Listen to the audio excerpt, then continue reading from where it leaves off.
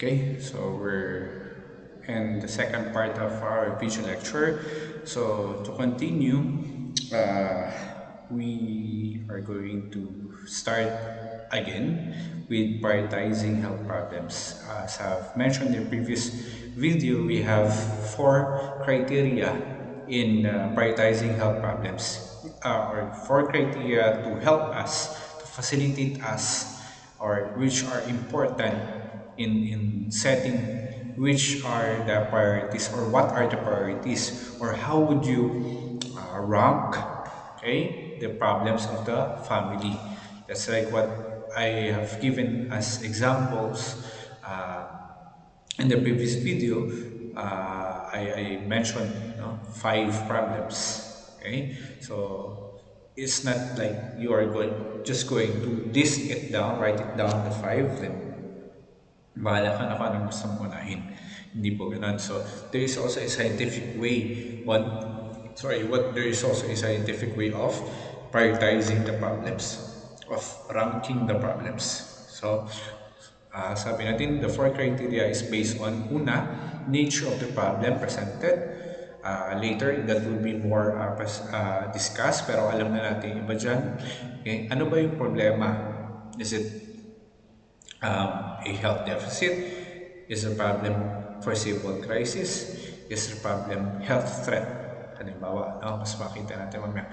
Modifiability of the problem, from the word modify. Sabi dyan, refers to the probability of success in minimizing, alleviating, or totally eradicating the problem through intervention. Ano ba yung chances, na yung problema na yun ay minimize mo, mapa-exceed mo yung long-term effects, o mababawasan mo yung problema, or totally na matanggal mo yung problema. Third, preventive potential. Dito, you are going to prevent, from the word, from the phrase alone, preventive potential. Prevent the potential problems that the actual problem is already giving. Okay? Sabi dyan, refers to the nature and magnitude of future problems. Gaano kalala ang magiging ang magiging epekto nitong problema nito sa kinabukasan ng pamilya. Okay? Uh, Pwede ba bang ma-minimize yung problem na yun, yung future problem na yun, o pwedeng totally na maiwasan yung pagkakaroon ng problema na yun. Okay? Halimbawa, ano yung binigay ko example? Chronic smoker or a chronic alcohol drinker. Okay? Pag ginawa mo yung intervention to, nag-health educate ka, sinabi mo consequence, ganito, ganyan yung mga interventions mo. What is the preventive potential of your action? Okay? Ma-minimize ba or totally ma-prevent mo ba yung long-term effects ng chronic smoking or chronic alcohol drinking? Okay, that's number 3. Number 4, salience. Previous slides pa lang, sinabi na natin na pag sinabing salience, it refers to the perception of the family, the view of the family, and evaluation of the problem. Ito pong problema nito ay seryoso na kailangan ng agarang solusyon, o seryoso naman siya pero hindi kailangan ng agarang solusyon. Or worse, or the least one, sa rank na yan is, sa scoring na yan ay hindi siya problema at hindi kailangan ng agarang solusyon. Okay? So to better understand that, I think I prepared here the table. Okay, but before the table, factors affecting priority setting. Una, family safety. Yan ang number 1 na priority natin in the factors related to the priority. No? So, priority of priorities. And family safety muna. Then family perception. Family perception, just like the salience. Okay? Practicality in terms of interventions. Yung resources mo ba, resources ng family, resources ng community, kaya gawin yung intervention na pagplanuhan nyo. Okay? Then projected effects. Anong magiging epekto after the intervention? What is the outcome after the intervention? Then the minor priority, minor factors, current knowledge, technology, interventions that is, I think, related to 2 and 3. Resources to family also. Under number 3, resources to the nurse and resources to communities. Parang sa number 3 na rin yan, practicality. Ito na. This is how we are going to prioritize. Napapansin nyo, meron tayong mga meron tayong mga uh, scoring dito. Okay, and weight.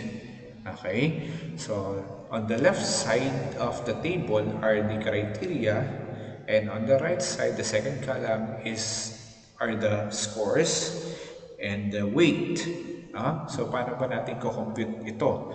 Okay, ano muna natin, i-dissect muna natin yung table. No? Sa criteria muna tayo. There are 4 criteria, sabi natin. Under criteria number 1 is the nature of the problem presented. Yan. Sa nature of the problem, merong tatlong pagpipilian. Is a problem health threat? Is a problem health deficit or foreseeable crisis? Okay? So, then, meron yan corresponding weights. Pag sinabing health threat, it is number, I think dapat palit to eh. Number 2, health deficit is 3, foreseeable crisis is 1. Okay? Pag modifiability of the problem naman, ito yung sabi natin, pwede pa mong mabago, mapaiksi yung epekto, or totally ma-eradicate mo yung problema. Okay? If it's easy modifiable 2, partially modifiable 1, not modifiable 0. Kapag naman yung sa preventive potential, ito yung sinasabi natin na maiwasan yung long-term effects, yung potential problems ng actual problem. Okay? Yung scale natin, high, moderate, low. Highly preventable, moderately preventable, and low preventable na effects ng problems. So may score yan, 3, 2, 1. Salience naman natin. Okay? So salience natin is a serious problem with needing immediate attention. That's 2, sabi ng pamilya. That's a serious problem which needs immediate attention. Pag sinabi ng pamilya is a problem but not needing immediate attention, that's 1. Or um, it's not a problem and does not need. No? Obviously, pag hindi problema, hindi kailangan ng attention. That's 0 already. So, balikan lang natin yung table. Problem presented, nature of the problem. Under that, may tatlo, health threat, health deficit, foreseeable crisis. 2, 3, 1. Then, meron tayong modifiability of problem, easy modifiable 2, partially modifiable 1, not modifiable 0, preventive potential, high is 3, moderate 2, low 1. Salience, serious problem, immediate attention 2, a problem but not needing immediate attention 1, not a problem 0. Okay? Yan po, no? Balikan lang natin. Yan mga yan. Then, paano natin ko-compute yung scores. Okay? Kung napapansin nyo, dito po sa may weight, sa first number, ang nature of the problem presented, ibig sabihin, it has a constant weight of 1. Ang modifiability of the problem may constant weight of 2. Then, ang preventive potential have a constant weight of 1 and salience 1 din po. Okay? Iba yan sa sa scaling ng respective criteria natin. Yan, sabi dito, ganito ang pag-compute. Decide on a score for each of the criteria. Depending on the criteria yan. Yung 3, 2, 1 natin, 2, 1, 0, 2, 1, 0, and 210 din na mga scaling natin. Divide the score that you have assigned for the criteria, uh, and by the highest possible score and multiply by the weight. Okay, the score that you have assigned, lalo na sa unang tatlo na criteria, kasi yung pang-apat salience yun. So you need to ask the perception of the family. Then, what is the possible highest score times the weight? Okay? Sum up the scores for all criteria. The highest possible score is 5. Okay? Balikan lang natin, no? Yung ating table. So, paano gagawin yun? Sabi doon is, you assign a scale, whether it's, halimbawa sa number 1, whether it's 3, 2, o 1, depende kung sabi mong foreseeable crisis siya. It's 1. Sabi doon, divide it by the highest possible score. What's the highest possible score here? It is 3. And multiply it by the weight. This is the weight. So, ang mangyari doon, kung foreseeable crisis siya is 1 divided by 3 times 1. Okay? Tapos ilagay mo dito sa side. Dito sa part na to, 1 siya sa nature of the problem. Kasi i-add mo yan. Kung ano yung na-compute mo dito, i-add mo rin sa mga next criteria. Halimbawa, it is easily modifiable. So, 2 divided by 2 times 2. Okay? So, 2 divided by 2 times 2, lagay mo na naman yung sagot dito. Then next, ganun din sa pangatlo. For example, sasabihin mo, it's highly preventable yung future problems. It's 3 divided by 3 times 1. Kasi lagay mo ulit dito para i-add mo mamaya. Then sasabihin ng, sasabihin nila is hindi siya problem. So, it's 0. Okay? Siyempre, wala na yan. Kasi 0 nga po. So, automatic is 0 natin yan.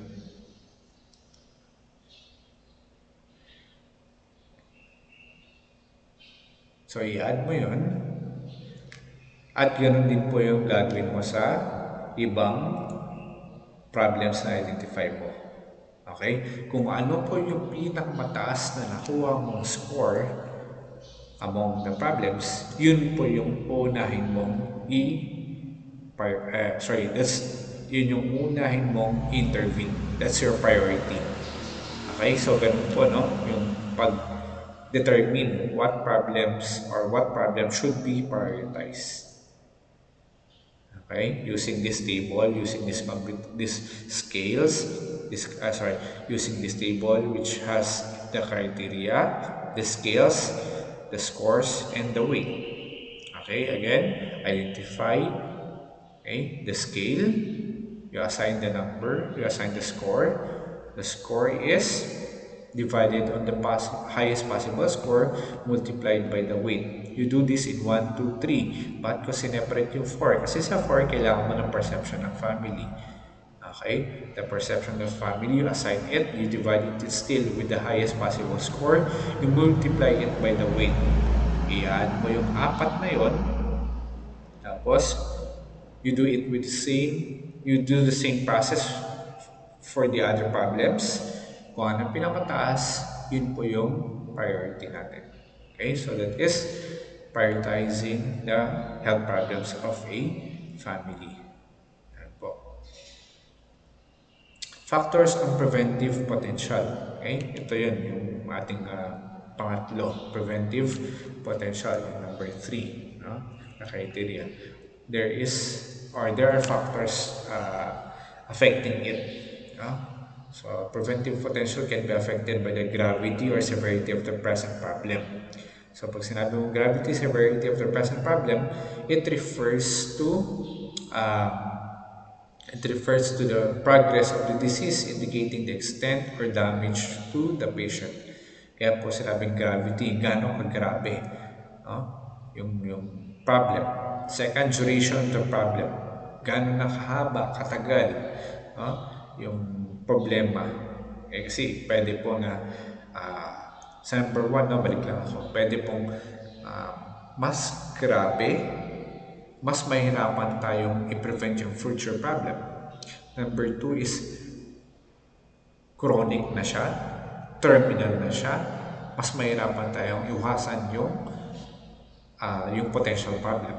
Then number three, current management. Yan. Refers to the presence and appropriateness of intervention. Siyempre, the best interventions given, we hope that it can really prevent the potential problems. Okay, ganun yun. Pero if we are going to relate it into our second level assessment, di ba meron doon inability to take care. Halimbawa, kung health problem yun, inability to take care of or provide nursing care to a sick family member, mahirapan din tayo dyan sa number 3. Okay?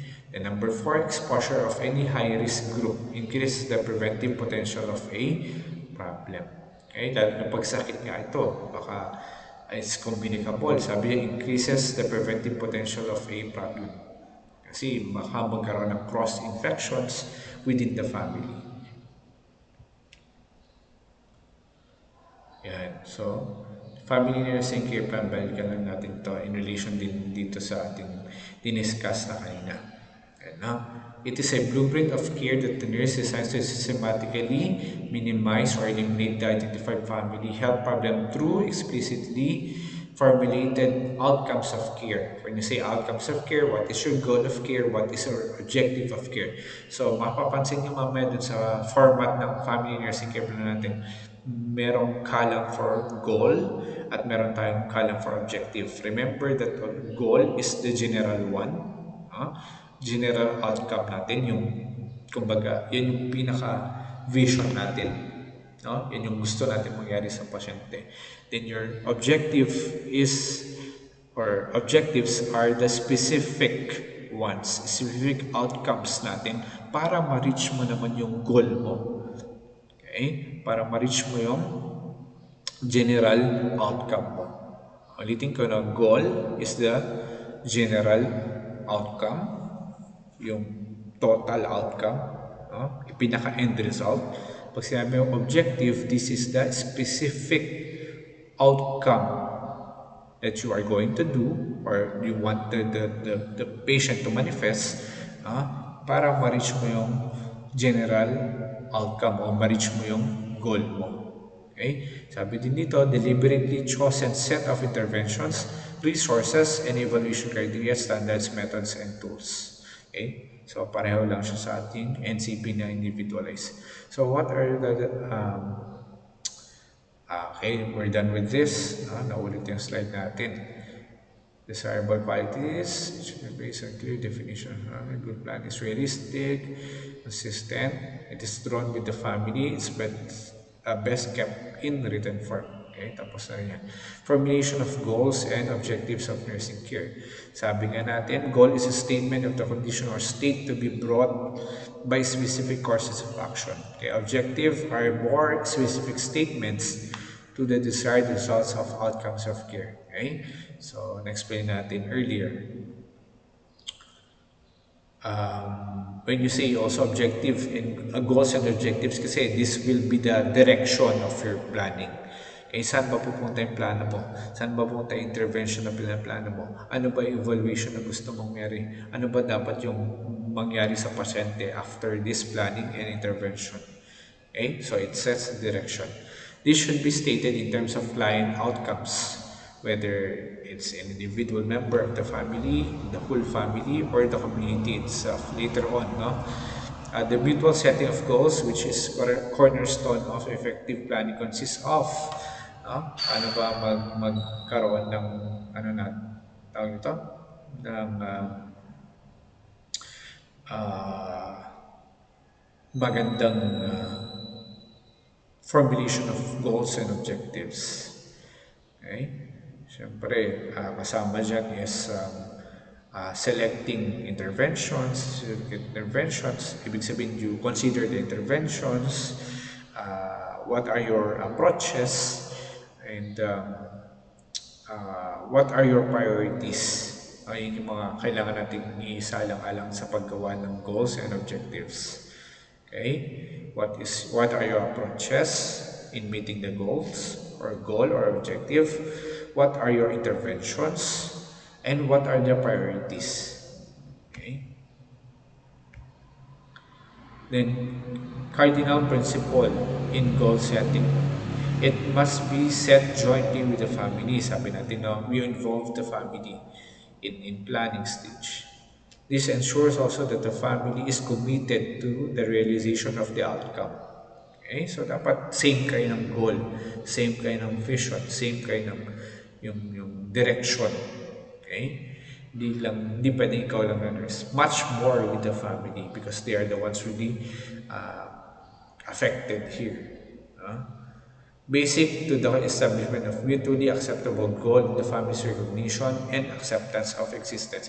Yan yung dalawang factor din na or dalawang cardinal principles na napaka-importante sa goal setting and throughout, not only goal setting but throughout the family nursing process. The family's recognition of the problem and the family's acceptance of the problem. Kasi pag hindi nila recognize yan, hindi nila accept yung problem, wala na. Out na. And in general context, no, may I share lang, um, in relation to home visit. Alam niyo to, di ba? Although hindi pa kayo nakapag-formal na punta sa RD sa community. Home visit is ito yung pagdalaw mo sa sa family, to conduct family nursing care process, to assess the family, or kahit man lang in the lightest na makipagsama sa buha ka sa kanila. Okay? Sabi natin, acceptance is very important. No? Pagpasok mo pa lang doon, or pupunta ka pa lang, hindi ka na accepted, pinapaalis ka na, or sinasaraduhan ka ng pinto, ng pintana, wala na. Okay? You can no longer continue with your intent. No? Kasi napaka-importante nun. Acceptance ng family sa'yo as a nurse, other words to say it is acceptance of the problem. Pag wala acceptance, wala na yun. Wala nang ano yun, wala nang paano ba? It's already useless. Okay? Termination na agad yan. Hindi ka pa nagsisimula, pwedeng terminated na agad yung relationship. Okay? Kasi acceptance is very important. Recognition of the problem is very important. This is also presented in I think in our lesson 4, no? The family nurse contacts or relationships. Nandun po, no? Naka-highlight dun yung word na acceptance. And barriers to joint goal setting. Okay? Failure in the part, ito pala, no? Failure in the part of the problem to perceive the existence of the problem. Barrier yun. Then, sometimes the family perceives the existence of the problem but does not see it as a serious problem. So, it's like to your salience po. Kinds of objectives. There are short-term but immediate objective, medium-term, intermediate objective, and long-term objectives. Pag sinabi natin short-term or immediate objective, these are formulated objectives for problem situation which requires immediate attention. No? Hindi na kailangan ng matagal na planning. Kasi immediate objective to kailangan masolusyonan agad. Okay? At yung result, meron dapat agad in a short span of time. Okay?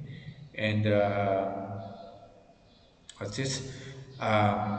They are also accomplished with few healthcare provider and family contact and relatively less resources. Okay? Yung isa naman, yung medium or intermediate objective, these are objectives which are not immediately achieved and is required to attain the long ones. Okay? Yung long term naman, this requires several family contact and investment of more resources. Yung long term. So, pwedeng really months yan to years. Okay? So, we have that long term objective, medium and short term objectives. General directions for nursing interventions that can guide selection of appropriate nursing interventions. So, hindi pa tayo sa intervention mismo. Nasa planning pa lang ito. So, ito yung mga importante in planning. Okay? Analyze with the family the current situation and determine the choices and possibilities based on lived experience of meanings and concerns. Develop or enhance a family's competencies as a thinker, doer, and feeler. So talagang kailangan mo involve yung family. No? Dapat mag-isip din sila, gumawa din sila, maramdaman din nila yung kanilang sitwasyon. Okay? But again, I emphasize, do not dictate. Okay? Let them realize, let them be aware. Okay? Kaso nga lang, meron tayong sinasabi sa, di ba? Sa second level assessment, they have the failure to recognize the problems also. Okay? And you cannot insist, sabi ko kanina, no? Pag hindi na ma-recognize, hindi nila matanggap yung problema. Focus on interventions to help perform the health tasks, which we have mentioned in our second level assessment. Okay? Help the family to recognize the problem, guide the family on how to decide on appropriate health actions, develop the family's ability and commitment to provide nursing care to its members, enhance the capability of the family to provide a home environment conducive to them. Hey, this is the part that parts already that I was referring to na ano ba yung relationship ng first level assessment, second level assessment, and with the nursing care plan. Okay? Mas makikita nyo rin ito pag na-browse nyo na po yung format natin sa family nursing care plan natin. Facilitate the family's capability to utilize community resources yung panglima natin na second level assessment.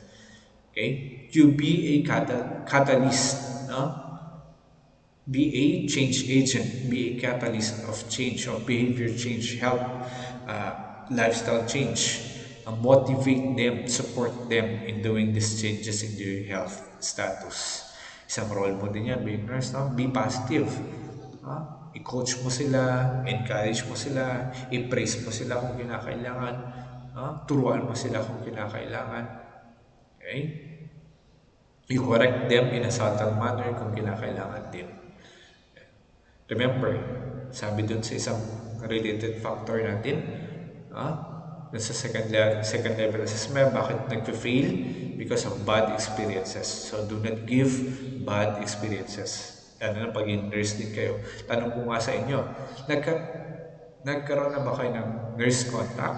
Nagkaroon ba kayo ng bad experience with them? What is the feeling? Kaya, ano ba dapat gawin mo pag ikaw na mismo yung nurse? Okay? Kaya nga pag mag-RLE, sinasabi ko lalo na pag young ones like you, second year, pag inaalagaan mo na yung pasyente mo, imagine mo na ikaw yung inaalagaan mo. Anong klaseng care ba yung binibigay mo sa pasyente mo? No? Anong klaseng care yung binibigay mo sa sarili mo? Okay? Parang nag-imagine ka na ikaw yung nurse, ikaw ba? Tapos ikaw din yung pasyente na nakahiga doon. Okay? Implementation na tayo. So we're done with assessment, we're done with planning. So we're with the intervention na. Intervention is expanded more sa ating lesson 4, yung family nurse contact, which you can read and study later on. Pag sinabi ng implementation, just like your individualized NCP, it's the actual doing of interventions to solve health problems determined by mutually agreed goals, again, involve the family and objectives. It can be direct nursing care, assisting to the family to meet health needs and problems and referrals to proper agencies. Ibig sabihin, pwedeng direct care o indirect nursing care. Pag sinabi natin direct nursing care, ikaw mismo yung magbibigay sa family ng nursing care in consideration of your resources, in consideration with your health problem. Pag hindi mo kaya, hindi kaya ng resources mo, na masyadong ano ba sabihin, yung condition ng family is, let's say, severe, grave, baka kailangan mo i-refer, that's indirect nursing care. Okay? Still, that's part of your implementation. Katulad na lang ng sa individualized nursing care, referred to the doctor. That's still an implementation. Okay? Kumbaga ito yung pwede mo sabihin na dependent nursing care. Okay? Then barriers to implementation. Bakit hindi mo magawa yung intervention? Family-related and decision. indecisive. Hindi sila makapag-decide, hindi sila makapagplano, hindi sila makapili. Just like in your secondary level assessment, di ba? There's a long list of alternatives, hindi sila makapili. Apathy is walang pakialam. Ah, wala yan. Walang problema dyan. Ganito, ganyan. No? Wala yan sa bituka. Okay? Basta kami, ito ang focus namin. Okay? There's related naman. Yan, sabi ko, you do not impose, you do not dictate, you do not decide for them. Okay? Do not impose ideas. Okay? Do not label negatively your clients. Okay? Do not overlook the family's strengths.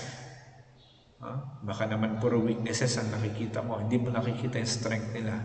And ito, very important. Sabi ko kanina, although we are focusing on what we know, on the scientific ones, research-based ones, evidence-based ones, do not neglect their cultural and gender characteristics. Okay? Because it's one way of gaining the trust also.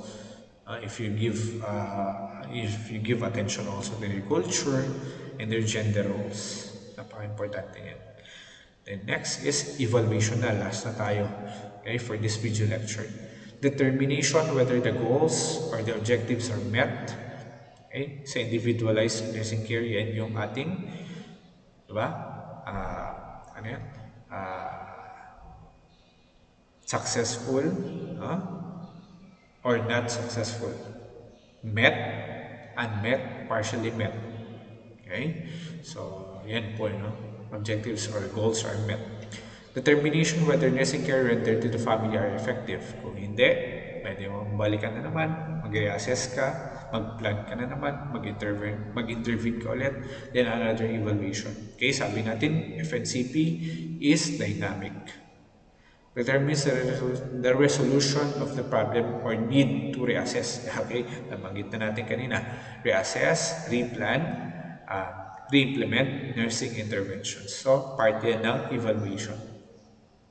So, sa evaluation is being, okay, evaluation daw can be still applied to the different and previous phases. Pwede ka mag-evaluate sa assessment phase, pwede ka mag-evaluate sa diagnosis phase, pwede ka mag-evaluate sa planning, sa implementation phase. Sa assessment tapos evaluate changes in health status, diagnosis, if identify family nursing problem, resolve, improve, or control. So, meron ka pa rin evaluation aspect dyan. Sa planning, meron. Sa implementation, meron pa rin. Okay? Sa implementation, whether it's successful or not. Types of evaluation. I think we're on the second to the last slide of this video lecture. There are three types of evaluation: ongoing, terminal, and exposed evaluation. Sa ongoing evaluation, the evaluation or the analysis or the study is done during the implementation phase. Is the implementation, is the intervention relevant? Is it effective? Is it efficient? Baka naman hindi. Pwede kang sabi nga dun sa previous slide natin, baka pwede kang baka pwede kang re-implement. Okay? Then terminal evaluation is taken 6 to 12 months after the care was completed. Okay, kaya nga terminal kasi tapos na yung intervention, tapos na yung contact muna natin. Pero you can reassess, you can evaluate it after 6 to 12 months of giving care. Okay, lalo na pag may mga aspeto na sila ang dapat nangunguha. Okay, then ex post evaluation undertaken years after the care was provided. So, mas mahaba. Okay, so ongoing, from the word ongoing, is during the intervention or short span of time after the intervention. Pag terminal is 6 to 12 months, 6 months to 1 year after intervention, mag-evaluate ka. Pag ex-post evaluation is years after the intervention was provided. Okay?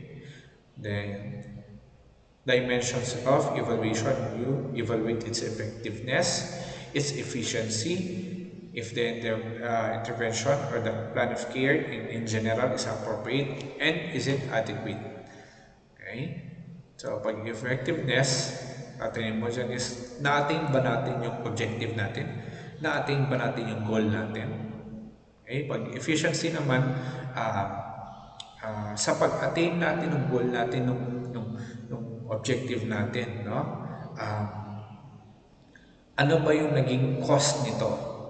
Okay? In terms of money, mahal ba yung ginawa nating intervention, or abot kaya naman ng family, or kung di man pera, resources, at what cost, no? uh, tawag ito, is money involved, is resource, or are resources involved, okay? Yung effort mo, okay, nasayang ba? Hindi naman. Okay? Or sakto lang yung effort mo. Yung resources mo in terms of materials, equipment, facility, supplies, no? Is it efficient enough? Then appropriateness. Pag sinabi mo appropriateness, ano ba to?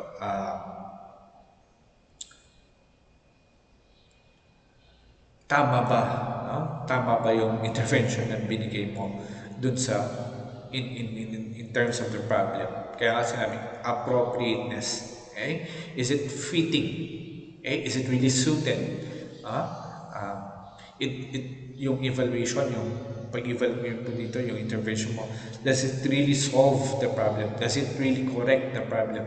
Does it really prevent the potential problems? So, yun yung appropriateness. Then, adequacy is the comprehensiveness. Baka naman single-dimensional, one-dimensional lang yung plan of care mo.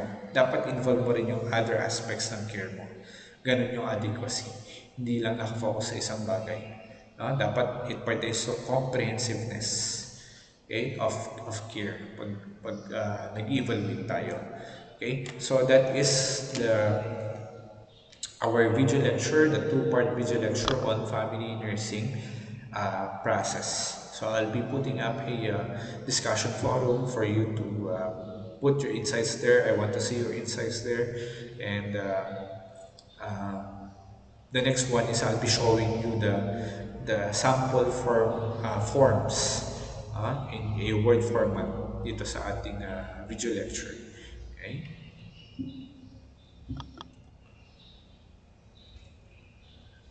So ito yung sorry po no. The other one. I think this one. Okay? So this is the sample of our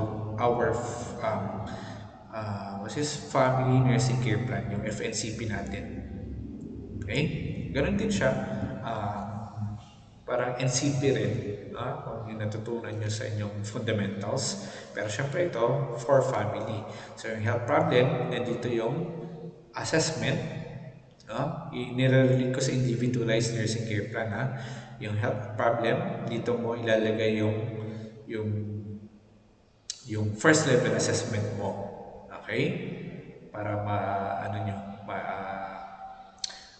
ma-relate ninyo yung first level assessment. Yung actual and potential problem na nalagay naman. For example, malnourishment of family member, unsanitary toilet, paano ba? Ito, pregnancy as foreseeable crisis, pregnancy of a family member. Okay, dito yan. Yung family nursing problem, ito yung second level assessment natin. Naalala nyo yung Roman numeral numbers, no? Tapos yung related factor mo, yun yung mga naka-enumerate sa letters, yung naka-bullet into letters. Okay, dito mo ilalagay yan. Goal of care, that is your, kumbaga ito, this is your this is your nursing diagnosis kapag individualized nursing care plan. Itong goal of care plus objective of care, no, sa FNCP, pero pag sa individualized nursing care natin, yan yung planning stage. Again, goal of care is the object, is the general one, general intention natin, the general outcome na gusto natin. Pag objective, ito is the specific ones. Okay? Specific statements leading to your goal of care. And nursing interventions, okay? Ito na yung action natin. Ito yung gusto natin mangyari, gusto natin gawin with the family. Okay? Itong method of nurse or family contact, paano mo gagawin ito together with the family? Then, what are the resources required? Tapos ito, dagdagan mo sa last ng evaluation. Okay? Intervention plan, maraming titignan. Yung nursing intervention mo mismo, yung method mo kung paano mo i-implement, and what are the resources that you need to implement it. Okay? Tapos ito naman, natapos din natin po ito kanina, yung prioritization of, nakita ba ito? Sorry, hindi ito nakita sa ating resources required. Okay? Then dito sa baba, okay? Ito ha, usually pag case presentation natin, nauna to syempre. And so, pabaliktad pala itong pagka-present ko, sorry, no? Nauna mo na yung family profile dito, susunod ditong prioritization ng problems, tapos ito. Okay, ganun po ha. Anyway, may isa pa tayong sample. Okay? So, ito yung prioritization na tinuro natin, na-discuss natin sa ating the start of this video lecture. Okay? So you determine the nature of the problem, modifiability of the problem, preventive potential of the problem, salience of the problem, then computation. Dito mo yung scoring and the weight, tapos dito mo na ilalagay kung ilan yung na-compute mo, then i-add mo. Okay, yan yun, no? Alright. So dito yung computation and the actual score. I-add mo to, that's already the actual score for problem number one. Depende kung ilang problems ang identify mo. Then, ang dagdag dito is justification. Ano yung justification? Explain mo bakit yun ang binigay mong score. Halimbawa, sa nature of the problem, meron kang malnourished family member. Ano ba yun? Health threat, health deficit, or foreseeable crisis. Anong score ang bibigay mo? Bakit yun ang binigay mong score? Bakit yun ang na-compute mo? I-justify mo dito. Okay? Ganon din sa modifiability of the problem. Bakit yun ang binigay mong score? Preventive potential. Bakit yun ang binigay mo sa preventive potential? Bakit yun ang score mo? Salience of the problem. Bakit sinabi ng sa ano mo, bakit yun ang sinabi ng family na hindi naman pala siya seryosong problema? Or serious problem siya with needing immediate attention, bakit i-justify mo? Anong explanation nun? Okay? Again, then i-add mo lahat ng mga to, then kung ano yung pinamataas sa score, I think 5 is the highest, no? Yun ang unahin mong gawan ng ganito. Okay? Kasi you're giving priority nga po. The least one is least presented din sa nursing care plan. Ibig sabihin, pag actual yun, ito ang unahin mong lemang isa-solve hanggang sa last kung ano man, depende kung ilan yung problem na na-identify mo. And family profile, dito na yung part ng assessment mo. Yan. Family members, sulat pa lahat dyan, gender, civil status, age, yan, birthday, birthplace. Yan. Pero ito po, it depends on the institution, the school. No? May kanya-kanya tayong mga formats. Usually, we adapt it in the book of, from the book of Araceli Maglaya. Ito yung initial database natin. Okay, parang ito rin yun. Pero this one is a separate document kasi sa barangay, sa arili natin. Ito yung tinatawag natin profiling of family. Kinukuha lang natin ito. Tapos nakalagay sa envelope. Tapos naka-label yan according to the family, head of the family. Yan. Tapos ito na yung initial database natin or health assessment forms natin. Yan. So head of the family, sino? Yan. Or pwedeng isa-isahin natin dito sa family member, position, and committee organization. Meron silang sinaling organization, whether it's, for example, barangay council, SK federation, or church organizations. Pwede rin yan. Type of family. Okay? Is it nuclear, extended, cohabitation, and the rest. Who makes a decision? Yan. Meron din dyan. Who works for the family? Yan. Socioeconomic level. Yan. Even income nandyan. How do you prioritize the family rate from 1 to 3? Food, education, healthcare, yan. Or others. Pwede rin dagdagan dyan. Home and environment. Yan sinasabi ko, no? Home ownership, materials of the house, and number of rooms. Sinusukatan pa ito for area. No? Di ba may dala-dala ka tape measure? Okay, kung naplano niyo mas maaga, pwede kayo magdala ng ano, yung panukan mismo. Kasi susukatin niyo. I-represent nyo rin yan sa care plan at sa case presentation. Eh, malay nyo, pagbalik natin sa face-to-face, gagawin nyo rin po ito. May mga sample naman tayo ng mga outputs dito. Okay? Then, I'll be showing one output also, coming from the internet actually. Toilet, and health practices na tayo. And are there past illnesses in the family? And immunization, kailangan din. Home remedies. Home remedies, no? Paano yan? Kapag may mga certain light problems, paano siya what's the approach?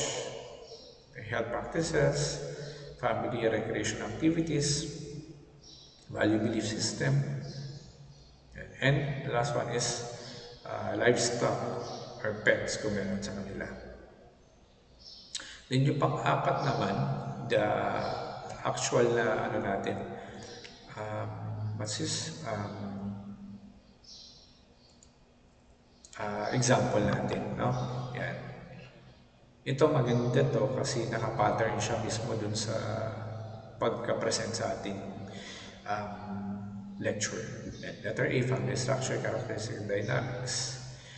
Yan. Pero ito, pag present po ha, narrative na. Or yung ibang institution, dalawa. Tabular and narrative. Okay? So, dalawa. Okay, gaya nito. Letter C, it's already narrative form. Letter D, the status of each member. Yan. Kasi dyan mo, ito yung ano, di ba? Naalala nyo, dito mo kukunin yung this is the primary, first level assessment. Dito mo na rin kukunin yung second level assessment. Okay, value belief. First level assessment. Yan, smoking, stress, lumabas yan dun sa previous pages mo ha. Yan, stress, rheumatic heart disease, yan yung mga ano natin din, prioritization. Okay, do not worry because I'll be putting this in our LMS po. Yan. So thank you for waiting ha. Shout out BSN2A, 2B, 2C. Yan. Pati na rin 2D. No? Kahit na and E tsaka F kasi iba teacher nila doon. After the solution, ito yung lumabas. Number 1 problem, number 2 problem, number 3 problem. Then, ito na yung family nursing care plan. Yan. Although dito, nakaseparate na yung, nandito na sa taas yung, ito, nandito na yung health assessment. Okay, tapos family diagnosis na. Okay? Inability to recognize the presence of the health condition or problem due to. Yan, napansin nyo? This is the first level assessment. This is the second level assessment. Okay? At hindi lang po isa ang pwede mong gawing diagnosis. Okay? Pwedeng dalawa, pwedeng tatlo. Yan. 4. Yan, mahaba yan. And then next, another problem. First level assessment. Second level assessment. Tapos dito yung goal of care mo, dito objective mo, evaluation mo. So that's, ano. Tapos kasama po dito, syempre, introduction part.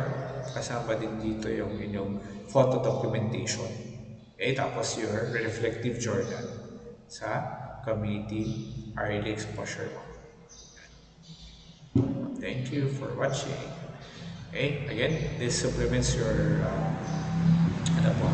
this supplements your readings, your studies in the textual discussion natin sa LMS. So prepare for 2 sets of quiz in your examination. So God bless.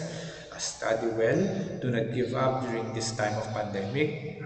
We all pray that this will pass, and for God's protection, God's blessing be upon us.